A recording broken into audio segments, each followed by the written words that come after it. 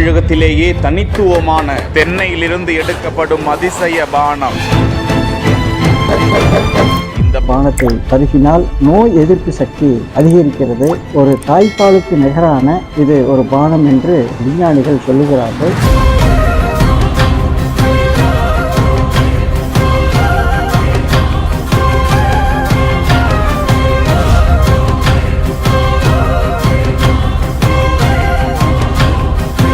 இந்த பானம் 6 மாதங்களுக்கு கெடவே கெடாதா. மருத்துவ குணமுள்ள ஆரோக்கிய பானமாக இது திகழ்கிறது. வித்தியாசமான முறையில் பதப்படுத்தி பேக்கிங் செய்து வெளிநாடுகளுக்கு சப்ளை.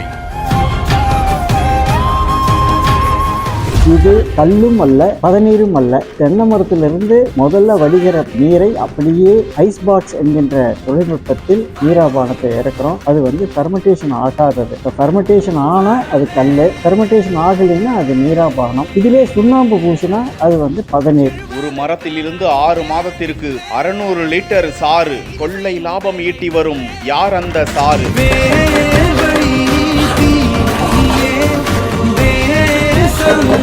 இது நீராபானம் என்கின்ற ஒரு தெய்வீக பானம். இது கலப்படம் இல்லாதது, மிகுந்த சக்தி மிகுந்தது.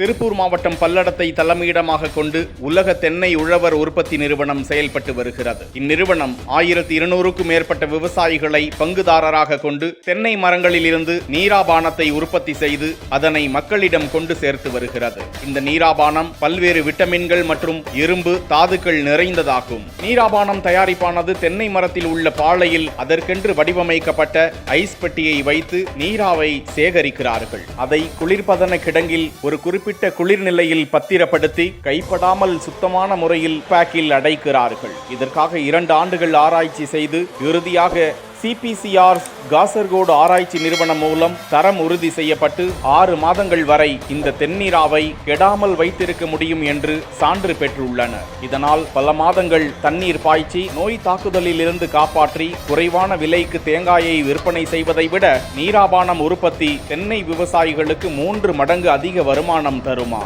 2020ஆம் ஆண்டு 1200 உழவர்களை ஒன்றிணைத்து உலக தென்னை உழவர் உற்பத்தியாளர் நிறுவனம் தொடங்கப்பட்டது. நீராவை சந்தைப்படுத்துவது குறித்து பல்வேறு கட்ட முயற்சிகளில் ஈடுபட்டு வந்தனர். தற்போது உலகத்திலேயே முதலாக நீராபானத்தை 6 மாதங்கள் வரை கெடாத அளவுக்கு தயார் செய்து பேக்கிங்கில் சந்தைக்கு கொண்டு வந்துள்ளனர். தென்னை மரத்தில் இருந்து நீராவை 5 டிகிரி வெப்பநிலையில் ஐஸ் பெட்டி வைத்து சேகரித்து அதனை -20 டிகிரி அளவில் மத்திய குளிரூட்டும் நிலையத்தில் வைக்கப்படுகிறது. அதன் பிறகு பேக்கிங் செய்யப்படுகிறது.